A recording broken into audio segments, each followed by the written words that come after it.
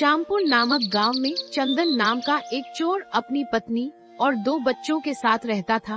वह छोटी मोटी चोरियां कर कर अपना गुजारा किया करता था और कभी कभी जंगल के रास्ते से गुजरने वाले राहगीरों को भी लूट लिया करता। इससे उसे अच्छा खासा धन मिल जाया करता था। वह चोरी करके ही अपना गुजारा किया करता था।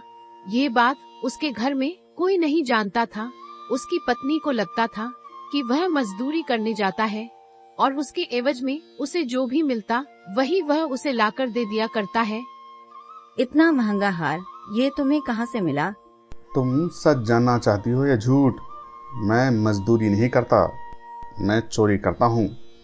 मैं राहगीरों को लूटता हूँ और छोटी मोटी चोरियाँ करता हूँ। कल शाम को आते वक्त एक राहगीर को लूटा था, उसी से मुझे ये हीरे का हार मिला है।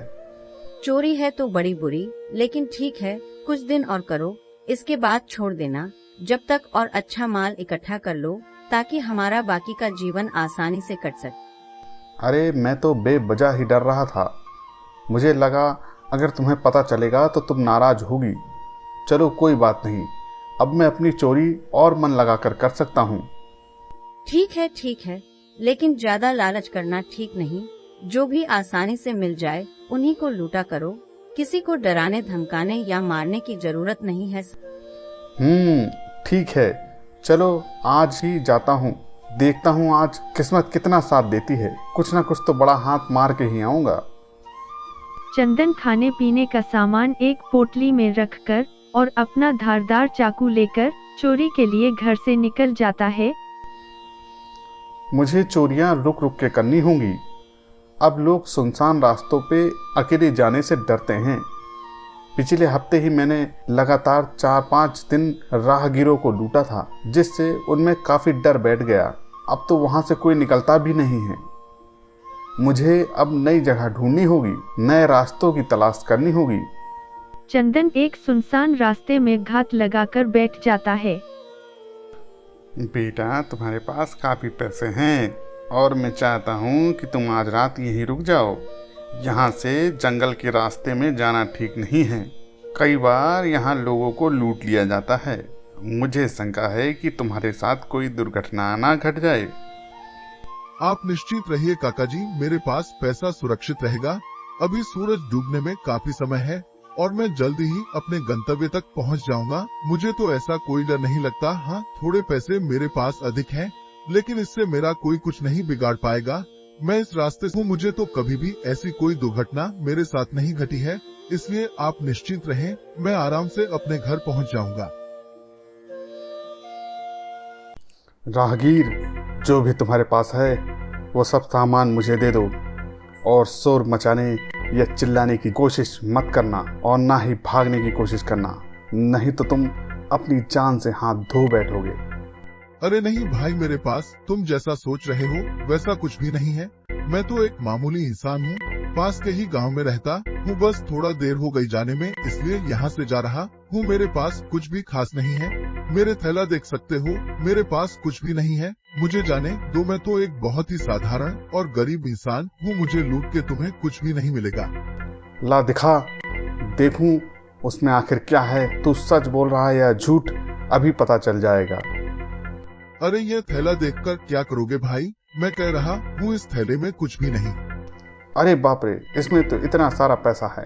ये तो पैसों से भरा हुआ पूरा थैला है। तू मुझे बेवकूफ बना रहा था। मुझे छोड़ दो भाई, मुझे जाने दो। ये पैसे अपनी जमीन बेचकर मुझे मिले हैं और इनसे मैं अपना नया व्यापार शुरू करूंगा। अगर तुम ये सब मेरे से ले लोगे तो मैं तो लुट जाऊंगा। मेरे पास एक कौड़ी भी नहीं बचेगी। थोड़ी ही देर में राहगीर और चंदन के बीच में हाथापाई होने लगती है और चंदन अपने बगल में रखे धारदार चाकू से हमला कर देता है और इस हमले में राहगीर बहुत बुरी तरह से घायल हो जाता है और थोड़े ही समय में दम तोड़ देता।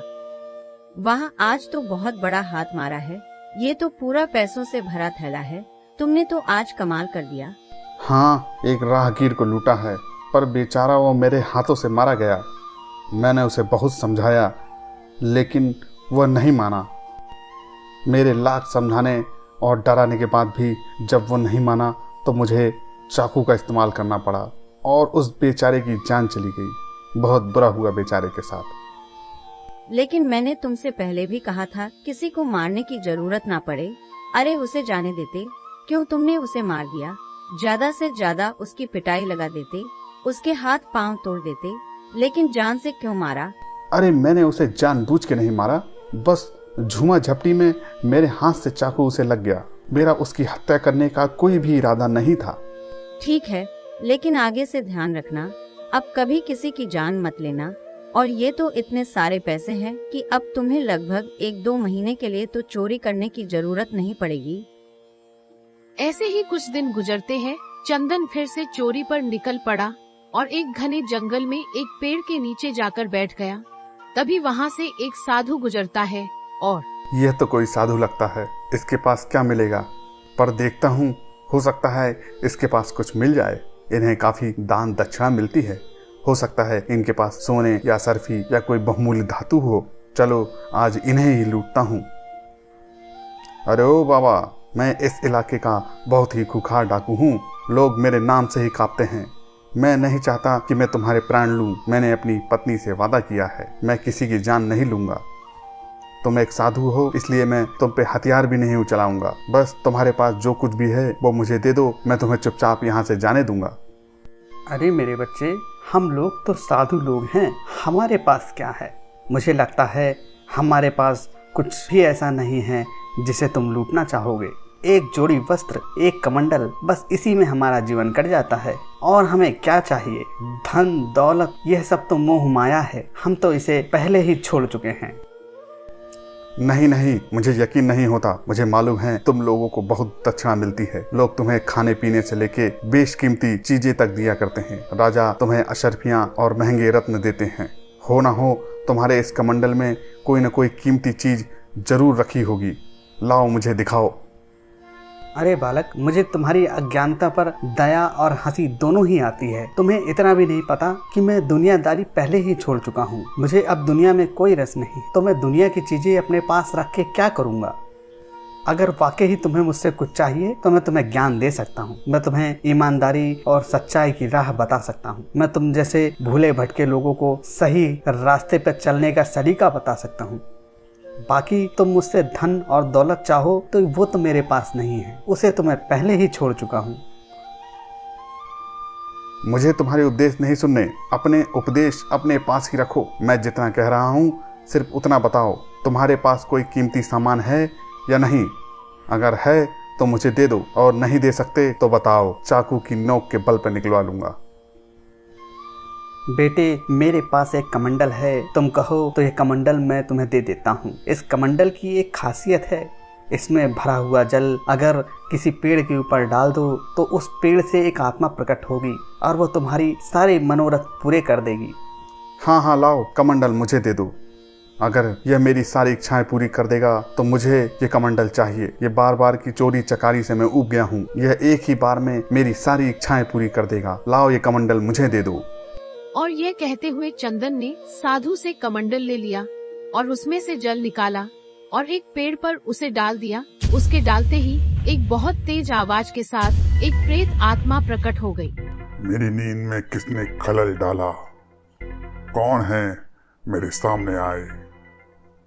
प्रेत आत्मा, मैंने सुना है तुम सारी इच्छाएं पूरी कर देते हो। तुम मेरी भी इच्छा पूरी कर सकते हो क्या? बोलो, तुम्हारी क्या इच्छा है? मेरी इच्छा है कि तुम अभी मेरे सामने सोने चांदी हीरे जवाहरात रुपया पैसा इनका ढेर लगा दो। बस इतनी सी बात? ये तो मैं चुटकी बजाते ही तुम्हारे सामने हाजिर कर दूंगा। ये लो। प्रेतात्मा ने एक इशारा किया और इन सब चीजों का ढेर लग गया। ये सब देखकर चंदन बहुत खुश हुआ और वह उसे उठाने के लिए जाने लगा। तभी प्रेतात्मा ने उसे रोका। है मूर्ख बालक, इतनी जल्दी क्या है? यह सारा धन तुम ले सकते हो, लेकिन इसके पीछे एक शर्त है। पहले उस शर्त को सुन लो और उसको पूरा करो। अगर वह तुम पूरा कर दोगे तो यह सारा धन तुम ले जाना, वरना मैं तुम्हें इसमें से एक फूटी कौड़ी भी नहीं दूंगा, समझे? मैं तुम्हारी सारी शर्तें मानने को तैयार हूँ। बताओ प्रेत आत्मा, तुम्हारी क्या शर्तें हैं? मेरी शर्त है कि तुम जिनके लिए कमा रहे हो, तुमने जिनके लिए इतने पाप किए, इतने लोगों की हत्याएं की, इतने निर्दोष प्राणियों की तुमने जान ली, क्या वही घर वाले, परिवार वाले तुम्हें जो पाप मिलेगा उस पाप में से हिस्सेदारी लेंगे? जो तुम्हें कर्मों की सजा मिलेगी, क्या उन कष्टों को वो आधा बांटने को तैयार हैं? पहले ये पूछ के आओ। पहली बात तो पाप पुण्य जैसा कुछ होता ही नहीं है। सब कुछ झूठी और कोरी बातें हैं। आदमी यहीं खाता पीता है और यहीं मर जाता है। आगे का जीवन किसने देखा है? किसी को क्या पता कि आगे का जीवन होता भी है या नहीं।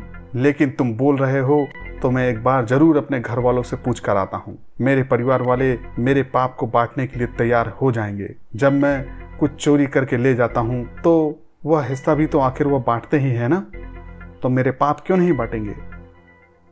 ठीक है मूर्ख, मैंने तेरी बात मान ली, लेकिन पहले तू एक बार पूछ कर क्यों नहीं आता? पहले अपने घर वालों से सहमति लेकर आ। अगर वे हाँ कह देंगे तो ये सारा धन तू रख लेना। ये सारा धन मैंने तेरे लिए ही प्रकट किया है। ठीक है प्रेत आत्मा, तुम यहीं रुको, मैं अभी अपने घर से सहमति लेकर आता हूँ। ये कहता हुआ चंदन झटपट अपने घर की ओर चल पड़ा। घर पहुंचकर उसने देखा कि उसकी पत्नी काम कर रही है। उसने अपनी पत्नी से पूछा, रूपा, आज मुझे हीरे जवाहरात सोने चांदी से भरा हुआ खजाना मिला है और वह इतना है कि मुझे सारी जिंदगी कुछ भी नहीं करना पड़ेगा और हम लोग खुशी खुशी अपना जीवन बिताएंगे। अच्छा, कहाँ है वह खजाना? तुम अपने साथ क्यों नहीं लेकर आए? लाए हो क्या? लाए हो तो दिखाओ, जल्दी दिखाओ, कहाँ है वो खजाना? खजाना तो मैं वहीं छोड़ कर आया हूँ, लेकिन क्योंकि उसके साथ एक शर्त है, अगर मैं वह शर्त पूरी कर दूंगा तो वो खजाना मुझे मिल जाएगा। अच्छा, तो शर्त क्यों नहीं पूरी कर देते? जल्दी शर्त पूरी करो और वह सारा खजाना लेकर आओ। मैं वो खजाना देखना चाहती हूँ। पहले वह शर्त तो सुन लो। हाँ बताओ, क्या शर्त है? शर्त यह है, जो भी मैं लोगों को मारकर, उनकी हत्या कर कर, उनको लूट कर धन लाता हूँ, इन सब धन से जो दुख मिलेगा तुम्हें मेरे साथ बांटना होगा। मैंने जितने भी जीवन में गलत काम करे हैं, उन सारे कामों का जो भी दुख मुझे भोगना पड़ेगा, उन सब दुखों का आधा तुम्हें भी मिलेगा और वो तुम्हें भी मेरे साथ भोगना पड़ेगा। अगर तुम वो आधा पाप मेरे से ले लोगी तो मुझे वो सारा खजाना मिल जाएगा और हम अपने आगे का जीवन बड़े ही आनंद से व्यतीत करेंगे। बोलो, तुम तैयार हो ना? ये क्या कह रहे हो? ऐसा थोड़ी ना होगा। अरे हम तो आपके परिवार हैं और हमें पालना पोषना आपकी जिम्मेदारी है। तुम चोरी चकारी करके, लोगों को लूट के, उनकी हत्या करके जो भी धन लाते हो उसने भोगने तक तो ठीक है, लेकिन उससे जो नर्क और पाप मिलेगा वह मैं क्यों भोगूंगी? उसके जिम्मेदार तो तुम हो, उसके लिए जिम्मेदार मैं और मेरे बच्चे थोड़ी हैं। पाप करो, तुम लोगों को मारो तुम, और उसका आधा पाप मुझे मिले। अरे वाह, पिताजी तो नरक में जाएंगे। उन्होंने खूब चोरी करी है, लोगों को मारा है, खूब धन कमाया है। पिताजी को सारा दुख भोगना पड़ेगा, नरक में यातनाएं झेलनी पड़ेगी और मेरी माताजी को कहीं नहीं जाना पड़ेगा, वो बड़े आनंद में रहेंगी। नहीं बाबा, मुझे आधा पाप नहीं चाहिए। तुम्हारी गलती की सजा आधी मैं क्यों भोगूं? कोई भी पिताजी का पाप लेना नहीं चाहता, उनको ये सारे पाप अकेले ही भोगने पड़ेंगे। पिताजी बेचारे, अब तो अकेले ही आपको नरक में जाना पड़ेगा। माताजी ने तो साथ देने से मना कर दिया है। अरे चुप कर, ये बहुत मुंह चलाने लगा। चंदन को यह बात सुनकर बहुत गहरा सदमा लगता है। उसे पहली बार अनुभव होता है कि जिनके लिए वह यह सब कर रहा है वही उसके वस्तुभोग में तो उनकी भागीदारी है, पर उसके बदले में मिलने वाले पाप को साझा नहीं करना चाहते और वह चुपचाप वापस उस प्रेतात्मा की ओर चल देता है।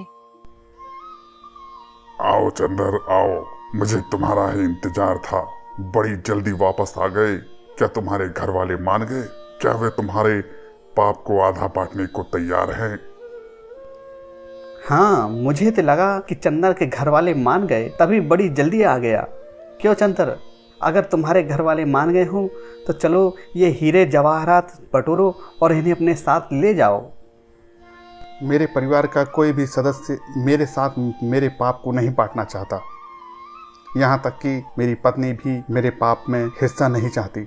हे प्रेतात्मा, तुमने सही कहा था, सभी को अपने पाप स्वयं ही भोगने पड़ते हैं। मैं तुम्हारी ये शर्त पूरी नहीं कर पाया। साधु महात्मा, तुमने मेरी आंखें खोल दी। मैं अभी तक अज्ञान में पड़ा था। मैंने कभी इस ओर विचार ही नहीं किया कि मैं जितना भी लोगों को लूटता हूँ, मारता हूँ और जो संपत्ति इकट्ठी करता हूँ, उसके बदले में मुझे वो पाप भी भोगना पड़ेगा, और उस पाप को मुझे स्वयं अकेले ही भोगना पड़ेगा। उसमें कोई मेरा संगी साथी नहीं होगा। भले ही उन लोगों ने उससे सुख भोगा हो, लेकिन उसका पूरा दुख मुझे ही भोगना होगा। महात्मा, तुम्हारा धन्यवाद। तुमने प्रेत आत्मा के जरिए मेरे ज्ञान के कपाट खोल दिए। अब मुझे आगे का रास्ता बताइए। मैं कैसे अपने इन पापों का प्रायश्चित करूं? मेरे से अनजाने में जो भी पाप हुए हैं, मैं कैसे इनसे मुक्ति पाऊं? मेरे बच्चे, तुमने अभी तक जितने भी गलत काम किए हैं, उन गलत कामों का नतीजा तुम्हें भोगना पड़ेगा। लेकिन अगर तुम इन गलत कामों को बंद कर दो और ईमानदारी और नेकी की राह पर चलो, मेहनत करके रोटी कमाओ और जितना हो सके लोगों की मदद करो, तो तुम्हारे बुरे कर्म कटना शुरू हो जाएंगे। जब जागो तब सवेरा। अब से तुम ये सारे गंदे काम छोड़ दो और जीवन में अच्छे कर्मों को अपना लो। धीरे धीरे करके ये सारे बुरे कर्म तुम्हारे कट जाएंगे और इन अच्छे कर्मों के द्वारा तुम्हारा प्रायश्चित हो जाएगा। इसी तरह तुम आने वाले भारी दुखों से अपने आप को बचा सकते हो। अगर आपको ये कहानी पसंद आई है तो लाइक करें, शेयर करें और नई कहानियों के लिए हमारे चैनल कहानियाँ दिल से को सब्सक्राइब करें।